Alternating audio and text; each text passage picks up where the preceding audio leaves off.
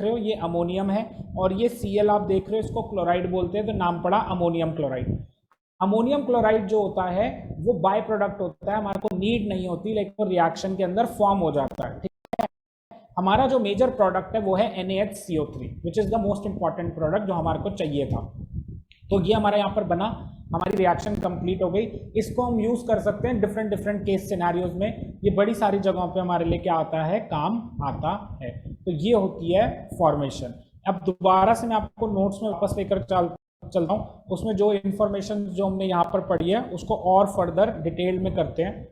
Late us go back to baking soda. देखो baking soda का formation हमने करा, अब देखो इसकी प्रॉपर्टीज क्या है। एक सबसे इंटरेस्टिंग चीज, जो बेकिंग सोडा होता है ना, इसके बड़े सारे नाम होते हैं, ठीक है, इसके क्या होते हैं, बड़े सारे नाम होते हैं। इसको सोडियम दैट इज बाइकार्बोनेट कहा जाता है, इसको सोडियम हाइड्रोजन कार्बोनेट कहा जाता है, ठीक है। There are several names to it. इसका नाम क्या क्या होता है बच्चे, that is sodium hydrogen carbonate के नाम से भी जाना जाता है, सोडियम बाइकार्बोनेट के नाम से भी जाना जाता है, ब्रेड सोडा के नाम से भी जाना जाता है, कुकिंग सोडा के नाम से भी जाना जाता है, बाइकार्बोनेट ऑफ सोडा के नाम से भी जाना जाता है, sodium bicarb, bicarb of soda, और सिंपली बाइकार्ब के नाम से इसको हम जानते हैं। तो जैसे बाइकार्बोनेट है ना, इसका छोटा कर दो फॉर्म तो बन गया बाइकार्ब। तो ये इसके डिफरेंट डिफरेंट नेम्स होते हैं। अब एक इंपॉर्टेंट क्वेश्चन जो आजकल एक नंबर में हमारे लिए बहुत इंपॉर्टेंट है वो ये है, baking soda is obtained by reaction of brine with carbon dioxide and ammonia, this is known as Solvay process. ये जो इसकी फॉर्मेशन आपने करी ना, इस प्रोसेस का एक नाम है, इसको बोलते हैं सॉल्वेज प्रोसेस। क्या बोलते हैं इसे, सॉल्वेज प्रोसेस। सॉल्वेज प्रोसेस क्यों बोलते हैं, क्योंकि एक साइंटिस्ट था, उसके नाम पे इसका नाम रखा हुआ है, जिसने ये रिएक्शन बनाई थी उस साइंटिस्ट का जो सरनेम था वो सॉल्वेज था, उसी के नाम पे इसका नाम पड़ गया सॉल्वेज प्रोसेस। तो ये एक नंबर में क्वेश्चन आ सकता है कि give the reaction of salvage process, या ये पूछा जा सकता है विच salt is formed through the salvage process. तब आपको याद रखना है कि बेकिंग सोडा जो है वो सॉल्वेज प्रोसेस से बनाया जाता है। तो एक नंबर का क्वेश्चन हमारा सॉल्वेज प्रोसेस से आ सकता है। तो अगर आपसे पूछा जाएगा baking soda is formed by which process, chlor-alkali process और solvase process, तो you have to remember that it is formed with the help of क्या, solvase process। तो याद रखना बेकिंग सोडा की फॉर्मेशन solvase process से होती है। बार बार मैं बोल रहा हूँ, बेकिंग सोडा की फॉर्मेशन solvase process से होती है। किससे होती है, solvase process से होती है, ठीक है। अब दोबारा से हम क्या चलते हैं, इसकी प्रॉपर्टीज पे चलते हैं, फिर इसको दोबारा रिवाइज करेंगे। पहली बात, ये क्रिस्टलाइन सॉलिड है। क्रिस्टलाइन सॉलिड मतलब जैसे क्रिस्टल्स होते हैं, मैंने आपको दिखाए थे, बिल्कुल वैसा सा दिखाई देता है। ये एक फाइन पाउडर की तरह अपीयर करता है, ठीक है, लेकिन ये फाइन पाउडर की तरफ अपीयर करता है। ये एम्फोट्रिक इन नेचर होता है। अब आप पूछोगे एम्फोट्रिक का मतलब क्या होता है, एम्फोट्रिक का मतलब होता है which can act both as acid as well as base, और which can react with acid as well as base. ऐसा सब्सटेंस जो एसिड और बेस दोनों के साथ रिएक्ट कर सकता है उसे हम एम्फोट्रिक कहते हैं। उसे हम क्या कहते हैं, एम्फोट्रिक सब्सटेंस कहते हैं। तो सब्सटेंस जो कि एसिड और बेस दोनों के साथ रिएक्ट करता है उसे एम्फोट्रिक कहा जाता है। उसे क्या कहा जाता है बच्चे, एम्फोट्रिक सब्सटेंस कहा जाता है।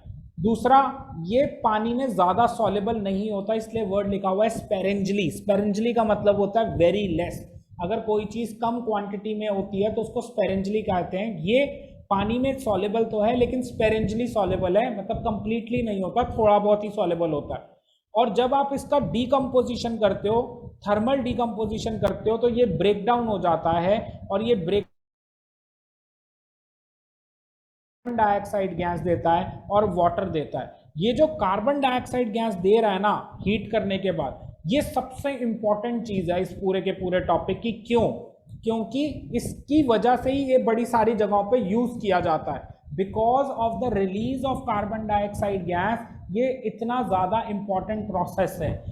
ये जो हमारे पास बेकिंग सोडा है, जब आप इसको हीट करते हो तो ये कार्बन डाइऑक्साइड गैस प्रोड्यूस करता है। और कार्बन डाइऑक्साइड गैस के बड़े सारे यूज केसेस हैं। आप कार्बन डाइऑक्साइड को क्या कर सकते हो, फायर एक्सटिंग्विशर की तरह यूज कर सकते हो। आप कार्बन डाइऑक्साइड को जो ब्रेड्स होती हैं उनको फ्लफी करने के लिए यूज कर सकते हो, उनको राइज अप करने के लिए यूज कर सकते हो। तो इसलिए ये जो रिएक्शन है कि जब ये ब्रेक डाउन होता है, जब आप इसको हीट करते हो, इसका थर्मल डिकम्पोजिशन होता है, तो हमारे को यहाँ पर 3 प्रोडक्ट्स मिलते हैं। एक तो हमें सोडियम कार्बोनेट मिलता है, एक हमारे को कार्बन डाइऑक्साइड गैस मिलती है और साथ में हमें वाटर मिलता है। And the most important product here is carbon dioxide gas, which is the most important product, क्योंकि ये कार्बन डाइऑक्साइड गैस क्या करती है, बड़े सारे यूज केसेस में काम आती है। कहाँ कहाँ पर काम आती है, फायर एक्सटिंग्विशर में, फ्लफीनेस लाने में। तो these all are the uses of carbon dioxide gas, ठीक है। इसलिए ये रिएक्शन बहुत इंपॉर्टेंट हो जाती है। तो ये आपसे क्वेश्चन पूछ लिया जा सकता है कि which gas is released, 1 number में क्वेश्चन कैसे आएगा, which gas is released when on the thermal decomposition of baking soda, which gas is released on thermal decomposition of baking soda, there you have to mark the answer as carbon dioxide gas। तब आपने mark करना है answer क्या, carbon dioxide gas release होती है जब baking soda का thermal decomposition होता है। फिर उसके बाद आ जाते हैं uses of baking soda. Baking soda के बहुत सारे यूजेस हैं। बेकिंग पाउडर बनाने के काम आता है, जिसको हम कुकिंग में यूज करते हैं, ठीक है। और बेकिंग सोडा एंटा एसिड की तरह यूज होता है। This is a very very important question. यहाँ से 1 नंबर का question you can expect. Antacid क्या होते हैं बच्चे, एंटा एसिड्स क्या होते हैं, आपके पेट में जब एसिडिटी हो जाती है तो आपके पेट में बहुत, दैट इज योर, जब आपके पेट में ज़्यादा एसिड रिलीज हो जाता है तो उस केस सिनेरियो को एसिडिटी कहते हैं। उस एसिडिटी को ख़त्म करने के लिए हमें बेस की ज़रूरत पड़ती है, और बेकिंग सोडा एक अच्छा बेसिक सॉल्ट है। वो अगर आप बेकिंग सोडा ले लेते हो तो आपके पेट में जो एसिडिटी राइज हुई है उसको वो सूदनिंग इफेक्ट कर देता है, उसको न्यूट्रलाइज कर देता है, उसके इफेक्ट को नलीफाई खत्म कर देता है। इसलिए हम क्या करते हैं, बेकिंग सोडा को, इनो जैसे, इनो, हाँ इनो बोल सकते हो। बेकिंग सोडा को हम एज एन एंटा एसिड यूज करते हैं, और ये 1 नंबर में फेवरेट क्वेश्चन है टीचर्स का, हर साल पूछा गया था। पिछले आप बोर्ड्स के पेपर उठा के देख लेना, यूग्रो की ऐप के ऊपर भी बड़े सारे पेपर पड़े हुए हैं, आप देख लेना, आपको एंटा एसिड वाला क्वेश्चन आराम से मिल जाएगा। ये आता ही आता है कि कौन, व्हाट इज एन एंटा एसिड, या तो ये पूछ लिया जाता है, या इनमें से बताओ कौन एंटा एसिड की तरह बिहेव करेगा, तो आंसर इज बेकिंग सोडा, ठीक है। ठीक है, जो टीथ को वाइट और प्लाक फ्री बनाने में, प्लाक क्या होता है, वो जो येलोनेस होती है ना आपके दांतों में, उसको प्लाक कहते हैं। ये ऑर्नामेंट्स को क्लीनिंग में काम आता है, ठीक है, जैसे सिल्वर हो गया, सिल्वर के मेट जो बट जो टीथ होते हैं ये वो यूजफुल होता है, नेचुरली येलोइश ही होते हैं ना थोड़े। हाँ थोड़े येलोइश होते हैं, लेकिन फिर भी थोड़ा बहुत अगर प्लाक जम जाता है ना तो वो तो आप हटा सकते सर हो ये ना। यूजफुल होता है। हाँ यूजफुल होता है, ठीक है। और ये कार्बन डाइऑक्साइड देता है जब आप इसको हीट करते हो, तो इसीलिए ये फायर एक्सटिंग्विशर में यूज होता है। यहाँ से भी 1 नंबर का क्वेश्चन बन जाएगा, which salt is used in fire extinguisher. तो यहाँ से 1 नंबर का क्वेश्चन बनेगा, और यहाँ से 1 नंबर का क्वेश्चन बनेगा। ये जितने भी यूजेस लिखे हुए हैं उसमें से सिर्फ ये एंटा एसिड वाला और ये फायर एक्सटिंग्विशर वाला सबसे ज़्यादा इंपॉर्टेंट है। और तो भाई वैसे पूछने को तो पूछ सकते हैं, लेकिन जो देखे गए हैं वो ये 2 क्वेश्चंस मैंने हमेशा देखे हैं, एंटा एसिड और फायर एक्सटिंग्विशर। आपसे पूछ लिया जाएगा which salt is used, can be used as in fire extinguisher, तो आपने लिखना होता है क्या, baking soda can be used as an fire extinguisher. तो this is very very important question. 2 major point जो आपको याद रखने हैं वो है एंटा एसिड और दूसरा फायर एक्सटिंग्विशर्स में इसको यूज करते हैं। क्यों यूज करते हैं फायर एक्सटिंग्विशर्स में, क्योंकि जब ये हीट किया जाता है तो कार्बन डाइऑक्साइड गैस देता है, इसलिए इसको फायर एक्सटिंग्विशर्स में यूज किया जाता है। तो आपको ये 2 बातें तो जरूर याद रखनी है पर्टिकुलरली। तो यहाँ से क्वेश्चन जो बनेंगे पूरे बेकिंग सोडा में से, मैंने आपको बताया एंटा एसिड, फायर एक्सटिंग्विशर। एक यहाँ से क्वेश्चन बनेगा इस रिएक्शन से कि भाई अगर सोडियम कार्बोनेट को हीट करते हैं तो कौन सी गैस रिलीज होती है, CO2 गैस रिलीज होती है। एक इसके प्रोसेस, सॉल्वेज प्रोसेस से क्वेश्चन बनता है कि सॉल्वेज प्रोसेस क्या होता है। तो टोटल अगर आप देखो बेकिंग सोडा से नाम करते करते 4 से 5 क्वेश्चन ही बन सकते हैं, इससे ज़्यादा क्वेश्चन एक्सपेक्टेड है नहीं। एक सॉल्वेज प्रोसेस का क्वेश्चन है जिसमें ये पूरी रिएक्शन आ जाती है। एक क्वेश्चन आ जाता है अगर आप इसको हीट करोगे तो कौन,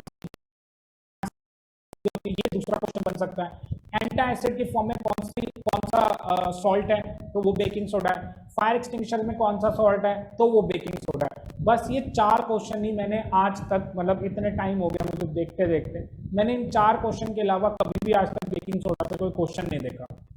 ये 4 क्वेश्चन मैं फिर से बता देता हूँ। Salvage process, decomposition, thermal decomposition of that is your baking soda. Third question ये एंटा एसिड, और फोर्थ क्वेश्चन जो मैंने देखा है फायर एक्सटिंग्विशर। बस ये 4 क्वेश्चन ही मैंने हमेशा देखे हैं, और मैंने मेजर क्वेश्चंस इसके अंदर कभी नहीं देखे।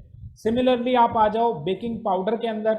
बेकिंग पाउडर बेकिंग सोडा से ही बनता है। बेकिंग सोडा के अंदर जब हम टार्टरिक एसिड डाल देते हैं तो बेकिंग पाउडर बन जाता है, ठीक है। अब यहाँ से क्या क्वेश्चन आता है, इसमें से ये देखो जो मैंने नोट्स में दिया हुआ ना, ये बहुत ज़्यादा डिटेल्ड है।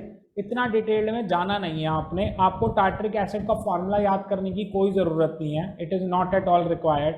आपको सोडियम टार्टरेट के फॉर्मूले की कोई ज़रूरत नहीं है, ये सारा डिटेल्ड है। आपको कुछ भी इसमें से लर्न करने की इतनी ज़रूरत नहीं है। इन रिएक्शंस को आप स्किप कर सकते हो, कोई प्रॉब्लम नहीं है, ठीक है, कोई नहीं पूछने वाला आपसे।